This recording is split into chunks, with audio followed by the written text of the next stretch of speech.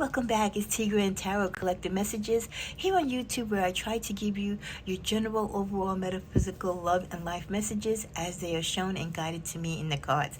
This is a new channel, so please share, like, and comment. The more you do so, the more that the channel can continue to grow. And please introduce yourself. Let's clear the energies from all previous readings and any negative vibrations that might be near you or around this reading. Today, I'm posing the love question. What can you do, or what should you do for your love life? How can you help your love life? So I've got a few decks here. We're going to make it short and sweet and see what the answers are.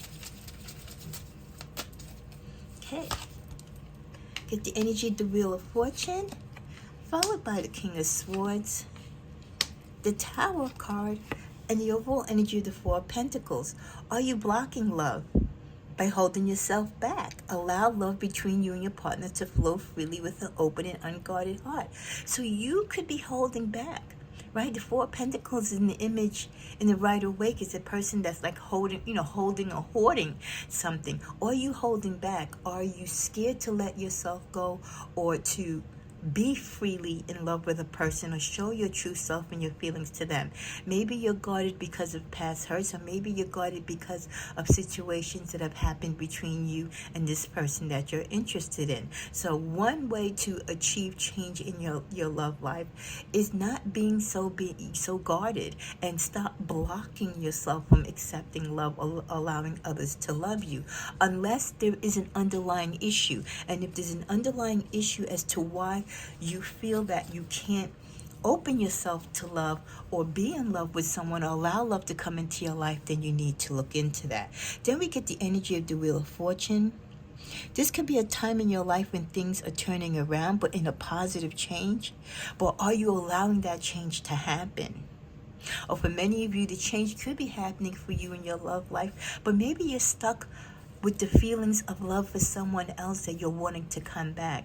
Sometimes we might be in love with someone and we want that person to return in our life, but guess what? Maybe they left because they had to leave for someone else to come into our life. Sometimes we have to accept the change and move on, and that one person leaving is actually giving us the opportunity for someone good, someone who really is more of our liking and more of the universe is choosing for us.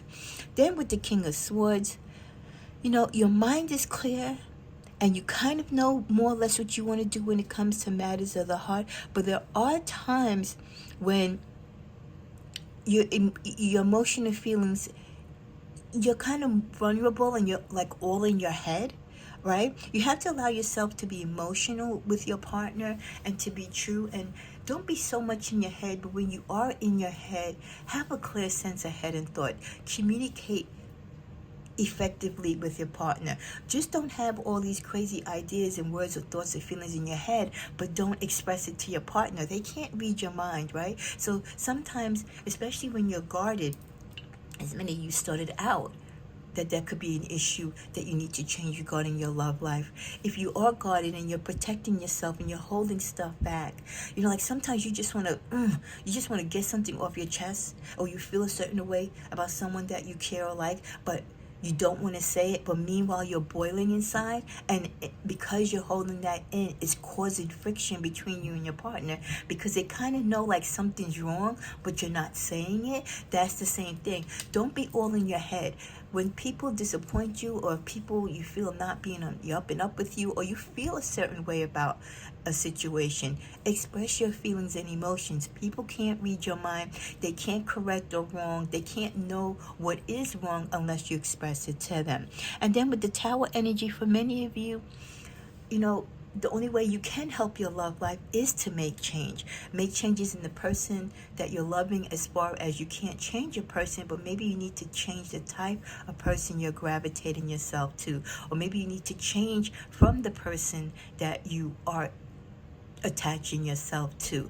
Not everyone that you want necessarily is the one for you, and not everyone that we want necessarily wants us in the same way. So you might feel like love is, It's being difficult, it's giving you, difficulty during this time, and relationships are hard for you to strengthen, but you will find love. But again, it might not be with the person that you want. So when relationships break up and there's difficulties in relationships, if you can't come together and get through that difficulty and pass that test in that relationship, then that relationship is not for you. So we have to be able to accept change when we see it and feel it in our relationship, and when the universe kind of puts us right there where we need to see that this is not the person for us, that we either have to let them go or they have to go into their own accord. When we're holding on to relationships that really aren't relevant or can't be the relationships that we want them to be, we have to stop playing them out in our head, and we got to let them go and don't carry that energy into any new partnerships. Love is offered to everyone, and everyone can find love, but it's how you go about it. It's what action you take and what action you don't take. It's what you bring into it from past relationships. And again, being able to identify when love is no more in a relationship or it never was. And also to express your emotions and don't hold them back. Let's see what the clarifying messages we get. Inquisitive, yeah. Sometimes we want to know more about our person. We want to know more what's going on in our relationship. We're too afraid to say or to speak on it because we're afraid of what our partner's going to say. If you're feeling it and you're thinking it and you have it upon your heart and soul, express it. Communicate. A lot of people could save their relationships and friendships when it comes to love if they just communicate. We also get the card of steady. Don't rush. People want to find love and be in love at all costs, and they rush into the wrong relationships at the wrong time with the wrong people. Take your time and go slow and steady. And then finally, patience. Be patient with yourself. Not everyone has to be in a relationship all the time or at the same time. Just because your best friend is in a great relationship doesn't mean that yours is going to be, or that you're even going to be in a relationship at this time. What is meant for you is meant for you. So do what's right for you and have patience with the process, and don't go against the grain. If someone isn't coming into your life or coming back into your life, there's a reason. Be patient and wait. Maybe they're not the one for you, and you're waiting for the one that is for you to come into your life. With the final message of steer. Watch the direction of how you approach love, how you choose love, how you feel about love. Watch how you're steering yourself in the direction of love. Are you making the same mistakes, gravitating to the same type in the same situations over and over again that fail and break your heart? Steer yourself away from those type of situations and find a new course and a new direction and understanding of love so that you can have the happiness that you deserve. Well, I hope this reading has blessed you today, and show your appreciation by sharing, commenting, and liking. And if you haven't subscribed, come on aboard. Thank you and have a great day.